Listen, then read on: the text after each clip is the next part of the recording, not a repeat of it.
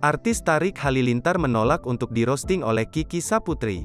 Tarik Halilintar beralasan dirinya takut baper karena di-roasting. Tarik Halilintar bicara jujur ia takut untuk di-roasting Kiki Saputri. Saat ditanya Kiki Saputri, Tarik Halilintar langsung menolak saat ditawari untuk di-roasting. Komedian Kiki Saputri memang terkenal dengan gaya khasnya yaitu merosting seseorang. Mulai dari artis sampai kalangan pejabat yang ia roasting. Kiki Saputri pun banyak ditakuti oleh beberapa kalangan artis karena roastingannya yang cukup pedas. Kekasih Fuji, Tarik Halilintar langsung ketakutan ketika ditawari roasting oleh Kiki Saputri. Tarik Halilintar tak mau di-roasting lantaran dirinya takut baper.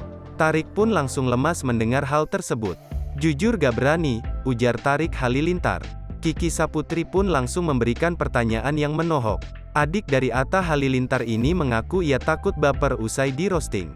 Kiki pun memaklumi alasan Tarik Halilintar yang takut baper karena di-roasting.